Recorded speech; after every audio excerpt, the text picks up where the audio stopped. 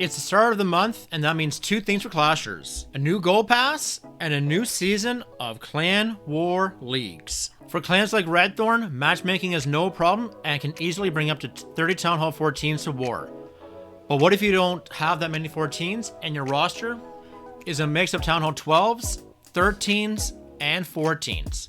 How can you ensure you get your stars in order to maximize your clan medals? Welcome back to the channel. My name is Magnus, and today we will cover some attacks you can use from lower town halls to get a 2-star. Some of these will be applicable to lower town hall levels as well, so if you aren't in town hall 12 or above yet, stick around and see how you can get those 2 stars for your clan and receive those precious medals. So one of the absolute best strategies you could possibly use would be sneaky goblins on a exposed town hall. But not just that, because walking with a 1-star will not be enough. Being able to secure the 2-star is absolutely crucial, and that's what Lolly's looking to get away with here, utilizing sneaky goblins with a flame flinger. The flinger being one of the absolute best siege machines in the game at the time of this recording.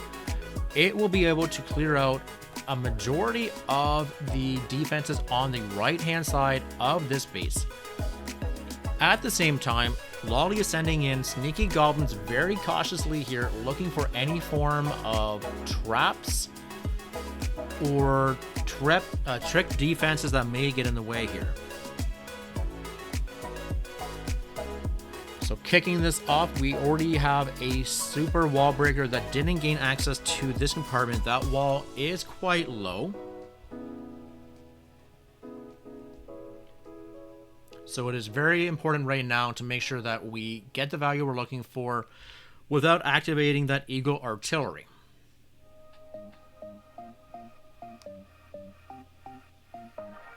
Utilizing the Electro Dragons, Lolly will be able to get a lot of chain value here at the corners of this base.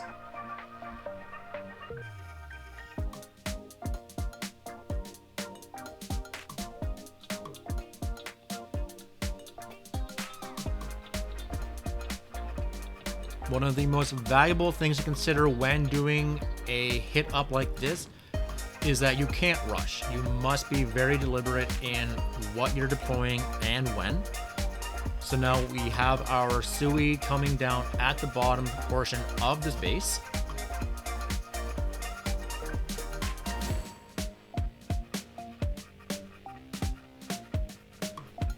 The town or the clan castle did deploy from the flame flinger, dropping a jump and a rage, sending in a line of sneaky goblins, looking for any traps that may be around there, such as small bombs or our tornado trap.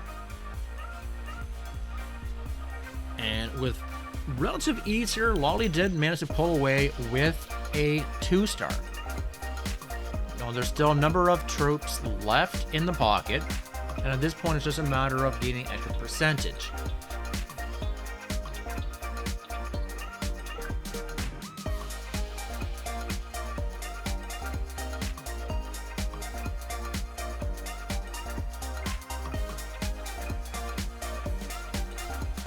For this next one, it's going to be very familiar with the sneaky goblins, so anyone Town Hall 11 or above can utilize this strategy. Taking care of the trash leading up towards the town hall. The fact that the wall is also open is really beneficial here, as you don't have to worry about bringing in a super wall breaker. That sneaky goblin finding all those small bombs, exceptionally valuable here.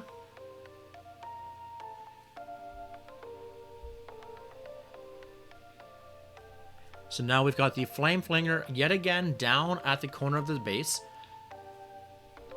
The reach on the flinger is quite strong, quite viable, with only a few defenses that really do pose a threat to it at the time of this recording, mainly being a Expo and a mortar.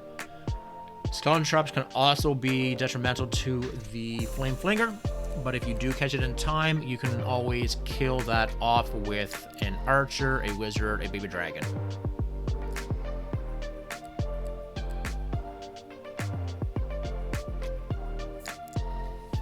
the top section of the base.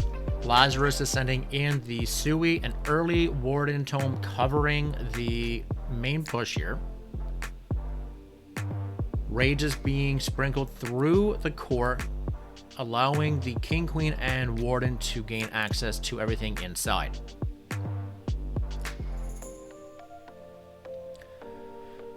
However, at Town Hall 12, things are a lot squishier than we're maybe accustomed to at higher levels. That in mind, it's still enough to lock out a 2-star when you do take your time and you are very deliberate with your drops. Also keeping in mind what may have already been softened up, such as that baby dragon on that gold storage.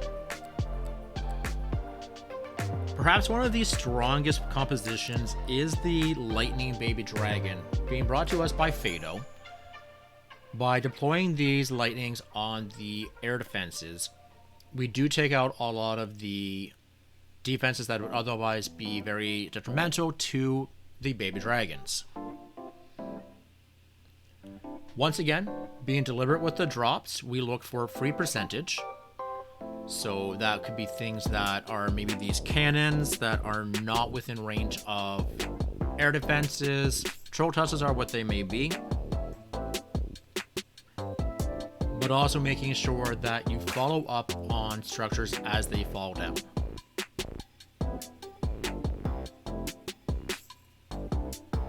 Setting in some loons at the top. The idea here is to soften up the defenses as best as possible, but also setting up a funnel for the baby dragon and the hero dive.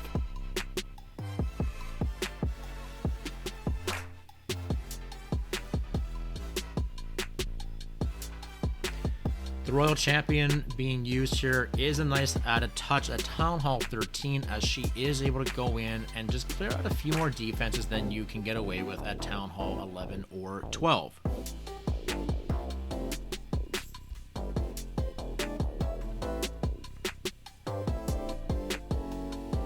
So Fado will continue to sprinkle in these loons and these baby dragons. First star being secured. Now we send in the blimp with the Grand Warden. You want to get that tome covering the Yetis so that you don't lose your chance of getting that second star. Then with the rest, you can just take care of whatever free percentage you can, as it may be beneficial for your clan in the end. You don't want to leave anything on the board.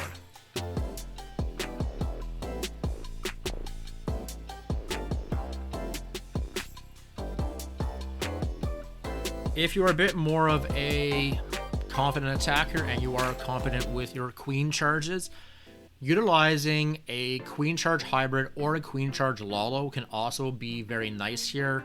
However, I would only recommend doing this if you are a Town Hall 13 hitting up, just as that queen can't handle the defenses at Town Hall 12. Even under rage, it's quite heavy. You'll be burning abilities or rages much faster and sooner than you may be anticipating.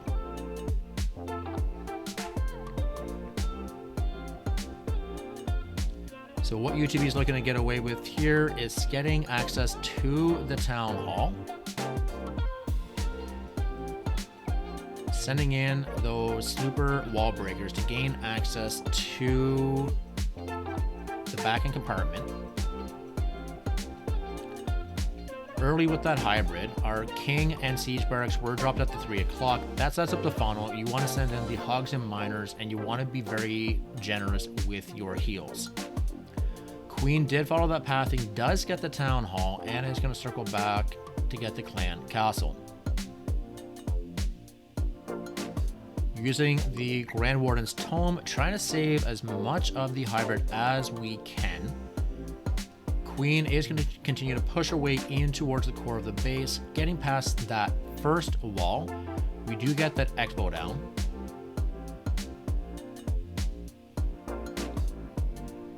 And at this point, just looking to add percentage to this attack.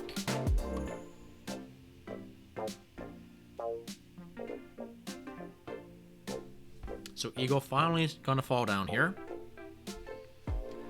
UTB still does have the queen ability left in the bag, so this does lead to a bit of a stronger push 4%.